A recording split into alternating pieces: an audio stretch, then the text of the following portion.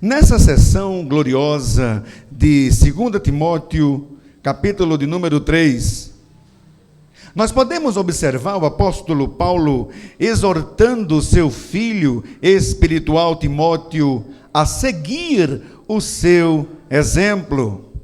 Note que a intenção de Paulo era que seu amado filho Timóteo seguisse seus passos ministeriais. Olha, na ocasião, Paulo estava perto do final de sua vida e Paulo precisava passar o bastão. Paulo precisava passar o bastão para Timóteo e para outros homens mais jovens. Assim sendo, o apóstolo Paulo, através desta carta, ele tinha o propósito de encorajar o jovem pastor Timóteo em seu ministério contra os falsos mestres em Éfeso, não obstante o sofrimento. Ele também tinha o propósito de incentivar Timóteo a visitá-lo em Roma, antes de sua partida para o reino celestial que estava próximo. E ele dava instruções acerca de quem e de que Timóteo deveria levar consigo nesta viagem. Então, irmãos, ao escrever esta carta, o apóstolo Paulo, ele não tinha apenas em mente o seu amigo, o seu companheiro de trabalho, como ele se chamava, Timóteo. Ele não tinha apenas em mente o seu amigo, o seu companheiro Timóteo, mas ele também tinha em mente a igreja que se encontrava em Éfeso também. Assim, irmãos, esta carta não é uma passagem dirigida simplesmente a um pastor, mas é uma carta também dirigida a uma igreja local. Qual era o desejo do apóstolo? O apóstolo Paulo, ele desejava que tanto Timóteo quanto a igreja de Éfeso confiassem na Escritura como palavra de Deus. Esta era a intenção do apóstolo. Assim sendo, irmãos, cada passagem bíblica, cada livro, cada sentença, cada palavra, desde Gênesis até o Apocalipse, é proveitosa para os crentes. Logo, o apóstolo Paulo, ele escreveu essa epístola para que eles crescessem na fé. E aqui eu faço o link com Pedro. Crescessem na fé, crescessem na graça, crescessem no conhecimento de nosso Senhor e Salvador Jesus Cristo, e isto para o benefício de todos os cristãos daquela época, e para nós também, que vivemos nos dias de hoje. Assim, irmãos, o apóstolo Paulo Ele ordenou que Timóteo vivesse pela palavra. E hoje, Paulo nos chama para vivermos pela palavra. Paulo nos chama para vivermos, para sermos orientados pela Escritura. E é esse o convite que está explícito diante de nós. O convite é: vivam pela palavra, vivam pela Escritura. Vivam pelo livro, vivam sola Escritura. Agora vamos orar. Vamos orar antes de ouvir a voz de Deus pela leitura da Escritura Sagrada. Vamos orar nesta hora. Senhor Deus, obrigado pela tua santa palavra. Ensina-nos a honrá-la como a tua palavra dirigida ao teu povo. Reconhecemos que a Escritura vem dos teus próprios lábios. Reconhecemos que a tua palavra não voltará para nós vazia e que devemos obedecer aos teus desígnios compreendidos nela. Assim, Senhor, nesta noite, ensina-nos a ver a tua palavra do mesmo modo como o Senhor a ver. E ajuda-nos a crer em todos os seus ensinamentos. Então, ó Deus, aperfeiçoa-nos a viver essas verdades por amor a Cristo, em nome de Jesus. Amém, amém e amém.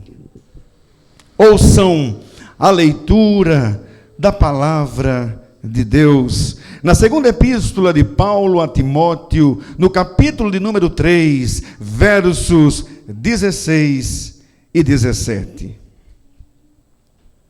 Toda a Escritura é inspirada por Deus e útil para o ensino, para a repreensão, para a correção, para a educação na justiça, a fim de que o homem de Deus seja perfeito e perfeitamente habilitado para toda boa obra.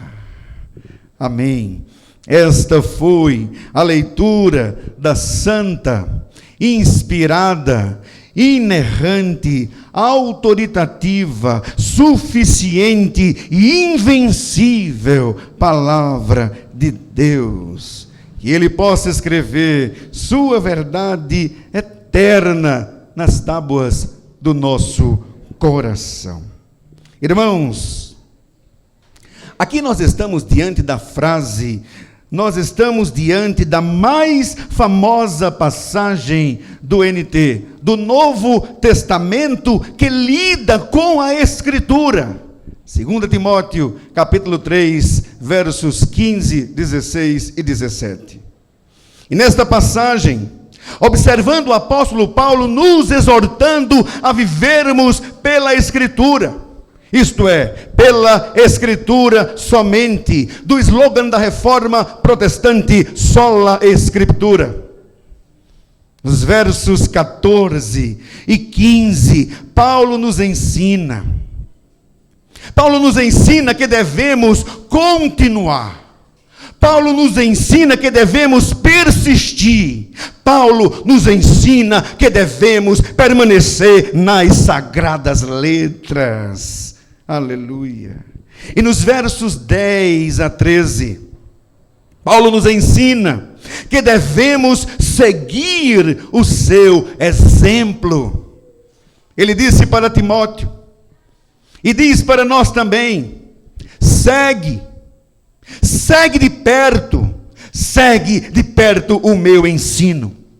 Segue de perto a minha conduta, o meu propósito, a minha fé, a minha paciência, o meu amor, a minha perseverança, as minhas perseguições e os meus sofrimentos. Segue de perto. Sabe, Paulo poderia perguntar para ele, você está agindo assim, Timóteo? Bom, continue, meu filho amado, agindo, fazendo assim. Timóteo, continue. Timóteo, persista. Timóteo, permaneça nas coisas que você aprendeu comigo. Permaneça nas coisas que você aprendeu com a sua avó Loide e com a sua mãe Eunice. Eu sei, parafraseando, diz Paulo para Timóteo, eu sei que tipo de mulheres são essas, que tipo de mulheres são Loide e Eunice. São mulheres piedosas, são mulheres da Escritura, são mulheres do livro, são mulheres de fé. São mulheres cristãs e usadas por Deus para levá-lo, Timóteo, à fé. E a fé sem fingimento. Agora, continue nessa verdade. Continue nas sagradas letras, pois essas letras são capazes de tornar-te sábio para a salvação pela fé em Cristo Jesus. Irmãos, neste glorioso verso de número 14, o apóstolo Paulo chamou Timóteo para viver a Escritura. Assim, Timóteo foi motivado primeiro a deleitar-se na palavra de Deus. Segundo, a viver por causa da palavra de Deus. E terceiro, por fim, a viver com Deus no seu tempo e no futuro. Irmãos, Timóteo sabia que ele teria de, primeiro, continuar, persistir, permanecer na Escritura. Timóteo sabia que ele teria de confiar em Jesus Cristo. Timóteo sabia que ele teria de amar a Escritura. Sabe, assim nós e Timóteo, nós precisamos orar. Nós precisamos cantar o Salmo 119, versículo de número 97, que diz: quanto amo a tua lei, é a minha meditação todo o dia. Enfim, irmãos, Timóteo sabia que ele teria de viver pela Escritura. Ele teria de viver pelo livro. Ele teria de viver pelas sagradas letras, porque as sagradas letras saíram da boca de Deus. As sagradas letras foram exaladas da boca e do coração de Deus para os seus ouvintes. Aleluia. Então, como eu disse antes, Timóteo foi motivado primeiro a deleitar-se na Escritura, deleitar-se na palavra de Deus. Segundo, Timóteo foi motivado a viver por causa da palavra de Deus. E por fim, em terceiro lugar, Timóteo foi motivado a viver com Deus no seu tempo e no futuro. Agora nós vamos examinar estas três coisas brevemente. Eu digo isso porque há um universo de verdades nestas três gloriosas afirmações. Em primeiro lugar, Timóteo foi motivado a deleitar-se na palavra de Deus, e ele foi motivado a deleitar-se na Escritura, porque a Escritura é inspirada por Deus. O verso de número 16 diz que, vamos ler juntos? Toda a Escritura é inspirada por Deus e útil para o ensino, útil para a repreensão, para a correção, para a educação na justiça. Até aí. Sabe, irmãos, de acordo com os reformadores, cada palavra de cada sentença é sopro do Deus vivo. Eles, de fato, honravam 2 Timóteo 3, 16 e 17. Segundo Hendricks, que foi doutor em teologia nos Estados Unidos pelo Princeton Theological Seminary, ele que também foi professor por 10 anos de Novo Testamento no Calvin Seminary, Hendricks disse que toda a Escritura, toda ela, deve sua origem deve seu conteúdo ao sopro divino, deve a sua origem ao Espírito de Deus. Sabe, os autores humanos foram guiados poderosamente pelo Espírito Santo. E como resultado, o que eles escreveram não só está isento de erro, mas é de valor supremo para o homem. Constitui a infalível regra de fé e prática para a humanidade. Toda a Escritura é inspirada por Deus. Toda a Escritura é soprada por Deus. Soprada por Deus. É a expressão, é a palavra usada na ESV, ou seja, na English Standard Version, para a tradução literal da palavra grega theopneustos. Theopneustos, que é encontrada apenas aqui na Escritura, na Bíblia. Isto é, toda a Escritura é inspirada por Deus. Aleluia. E no entendimento de Knight, citado por Brian Schwetley, no seu livro O Modernismo e a Inerrância da Escritura, ele explica que a palavra grega traduzida por inspirada por Deus, theopneustos, é uma palavra composta que contém a palavra para Deus, theos, e o verbo respirar, pneu, com o adjetivo verbal terminado em tos, theopneustos. Assim, irmãos, inspirada por Deus significa literalmente respirada por Deus. Whitefield escreve: o que é theopneustos? O que é theopneustos é Deus respirou, Deus soprou a Escritura. Sabe, produzindo ou produzido pela respiração criativa de Deus Todo-Poderoso. É a Escritura, é chamada theopneustos com uma finalidade, a fim de designá-la como Deus respirou, isto é, o produto da inspiração divina, da criação do Espírito Santo que está em todas as esferas da atividade divina. Ele que é o Espírito Santo, o executivo da divindade. E do ponto de vista de John Frame, inspirada por Deus significa falada. Falada por Deus. E é desse suficiente conteúdo divino que aquele jovem pastor, que Timóteo precisava valer-se para combater o falso ensino que procurava atacar a obra de Deus na igreja de Éfeso.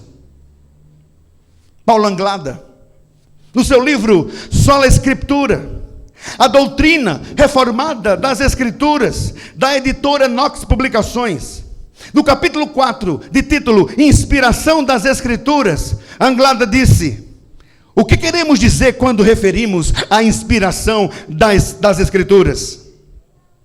E ele responde que as Escrituras são, de fato, de origem divina.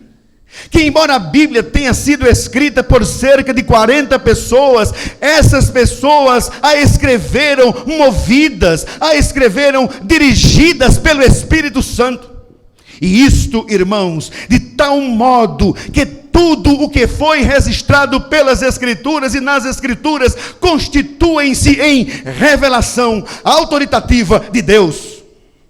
Não somente as ideias gerais, não somente os fatos relevados foram registrados, mas, irmãos, as próprias palavras empregadas no texto bíblico, na Escritura, todas as palavras foram escolhidas pelo Espírito Santo, e isto pela livre instrumentalidade dos seus autores. Sabe o que os teólogos de Westminster queriam dizer com isso? Eles queriam dizer, irmãos, segundo o resume Dalrec Thomas, no seu livro A Visão Puritana das Escrituras, Dalrec Thomas disse que homens escreveram precisamente o que Deus queria.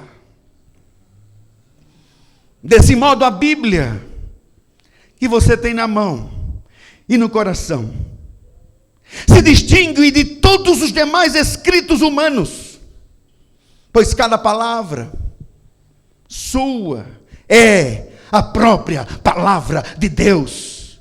E se é como é infalível e inerrante.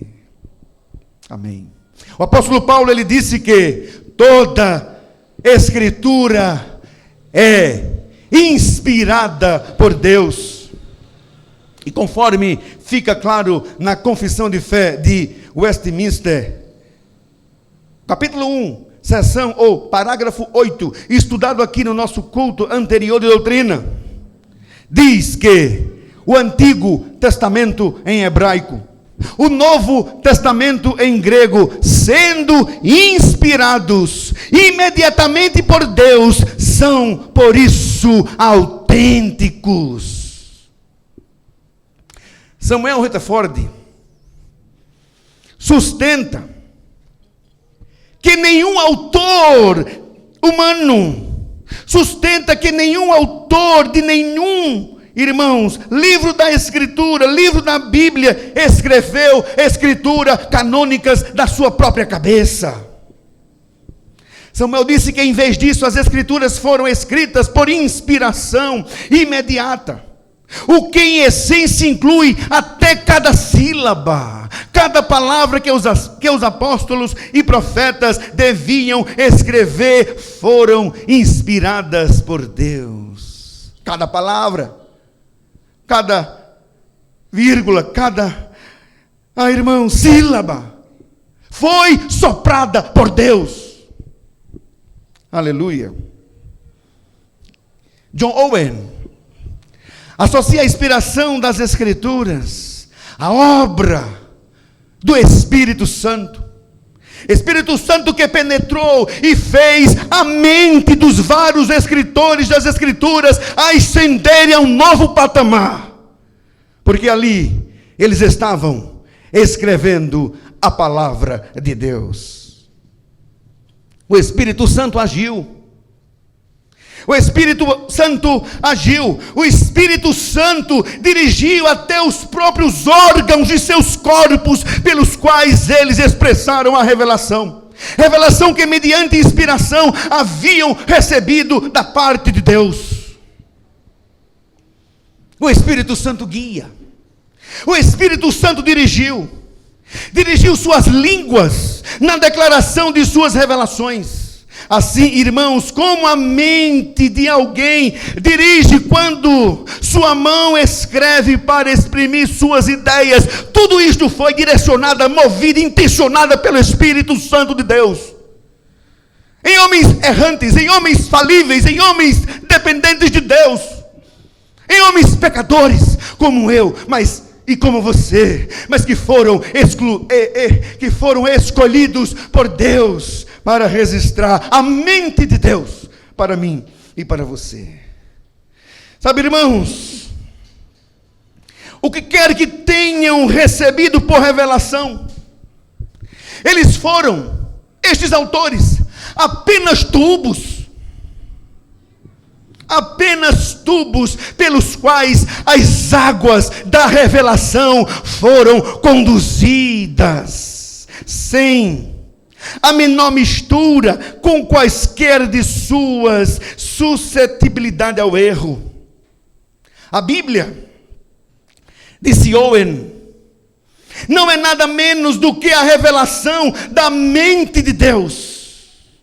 É um livro que, embora redigido por homens pecadores, foi mantido puro de suas falhas inatas. Isto quer dizer que a Escritura que você tem na sua mão é palavra de Deus, é pura e não está contaminada com pecado.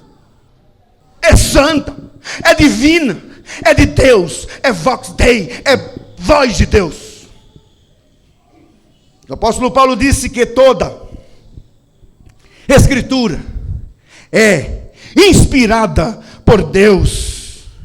E conforme João Calvino, Deus desceu ao nosso nível. Deus desceu ao nosso nível. Adapta-se a nossa capacidade de comunicar-se conosco. Sabe, nas Escrituras, Deus balbucia a nós. Deus balbucia a nós, falando-nos como a ama fala ao seu bebê. Por isso, João Calvino afirmava que a linguagem da Escritura é, com frequência, crua e não refinada. Isto é um ensino rude e humilde do Evangelho. Assim sendo, irmãos, nesse texto, o apóstolo Paulo, ele chamou tanto o seu amado filho Timóteo, quanto aos cristãos de Éfeso, não apenas para terem uma visão mais ampla, não apenas para terem uma visão mais elaborada das Escrituras, mas Paulo os chamou para viverem pelo livro, para viverem pela Escritura, para viverem pela palavra de Deus. Toda a Escritura é inspirada por Deus. Você acredita na inspiração da Escritura? Acredita? Então viva pela Escritura. Então viva pela Bíblia. Viva por estas sagradas letras. João Calvino disse que a palavra de Deus nunca terá crédito nos corações humanos, até que seja confirmada pelo testemunho interno do Espírito Santo. Finitum non capax infiniti. O infinito não consegue conter o finito. Isto é, sem a iluminação sobrenatural do Espírito Santo, o homem é incapaz de entender a mente de Deus por meio das Escrituras. Sem Deus você não consegue entender a palavra de Deus. E em suma, Peter Jensen, no seu livro A Revelação de Deus, ele diz que Deus é, e eu concordo com ele, o autor das Escrituras. Devemos, portanto, prestar a devida atenção a elas. Em segundo lugar, irmãos, Timóteo foi motivado a quê? Em segundo lugar, Timóteo foi motivado a viver por causa da palavra de Deus. Porque a Escritura é proveitosa. É proveitosa. O verso 16 diz que toda a Escritura é inspirada por Deus, é útil, é proveitosa para o ensino, para a repreensão, para a correção, para a educação na justiça. Irmãos, neste verso, o apóstolo Paulo está ensinando que a palavra de Deus é proveitosa. E a Bíblia em si mesma é relevante, é proveitosa, é útil. Richard Baxter, no seu livro Firmes na Fé, Conselho para Crentes Fracos, disse que nenhuma só palavra das Escrituras é inútil. Baxter disse ainda que cada folha da Bíblia possui poder curador. Elas são as folhas da árvore da vida. Cada sentença é boa para alguma coisa. Assim sendo, a palavra de Deus é o livro mais prático do mundo. É prático para o ensino, é prático para a repreensão, é prático para a correção, é prático para a educação na justiça. E Timóteo faria bem Timóteo faria bem em usá-la para o ensino acerca da revelação de Deus em Cristo. Timóteo faria bem em usá-la para a repreensão contra os erros em doutrina que estamos sujeitos. Timóteo faria bem em usá-las para a correção contra o pecado e tendo em vista a restauração do caráter do pecador. Por fim, Timóteo faria bem em usá-la finalmente para a educação na justiça, aspirando o discipulado e a vida de piedade do crente. Irmãos, a palavra de Deus é prática.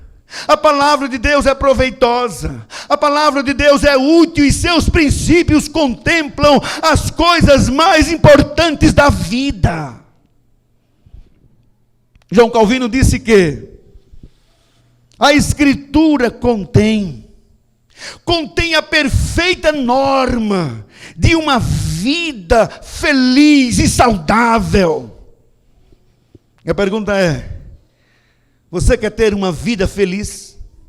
Mais do que feliz e saudável? Viva pela Escritura. Então, irmãos, contra as vãs especulações, contra as falsas doutrinas, usemos esta frase como escudo.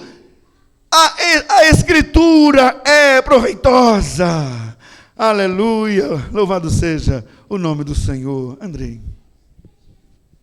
Por fim, irmãos, em terceiro lugar,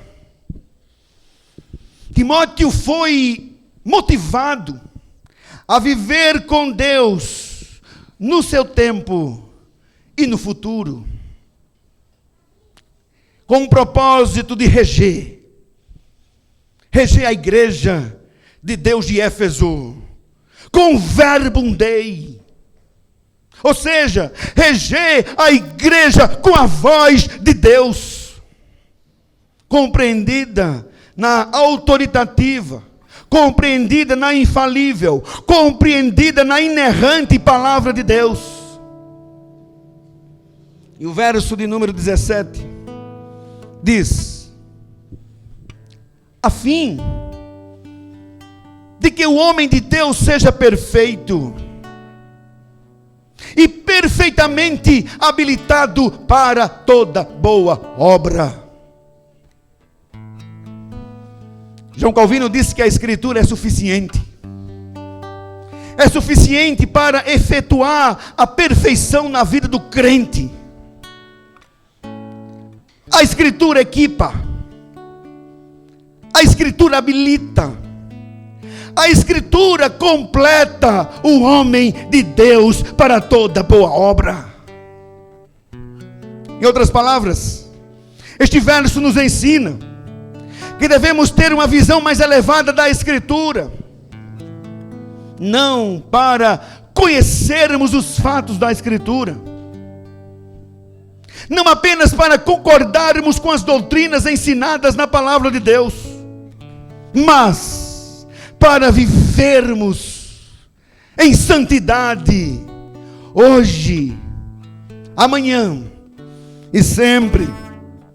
Vivermos de acordo com a verdade de Cristo, ou seja, vivermos de acordo com o verbum Dei, para toda boa obra.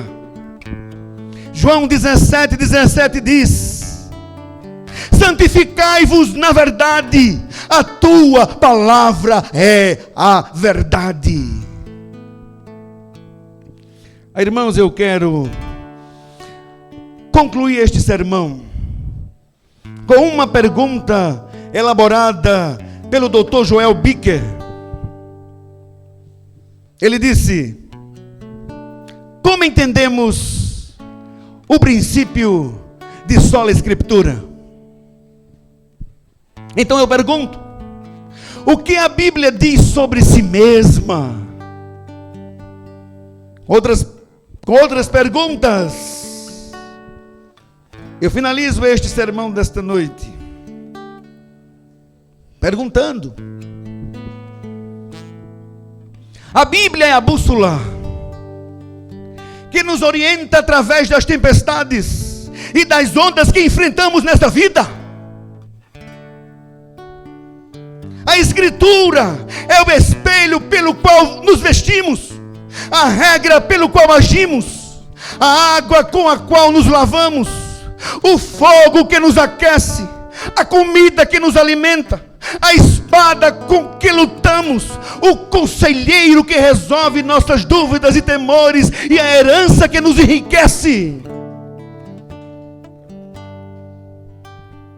Estamos aprendendo das Escrituras, como disse John Flavel, a melhor maneira de vivermos, a mais nobre maneira de sofrermos e a mais vantajosa maneira de morrermos. E por fim, o solo, a Escritura, se tornou a nossa divisa, levantando-nos a, como Lutero e Calvino, tornar-nos cativos em nossa consciência a própria palavra de Deus. A sua vida é cativa a Deus e a Escritura. Que o Senhor aplique a sua poderosa palavra aos nossos corações.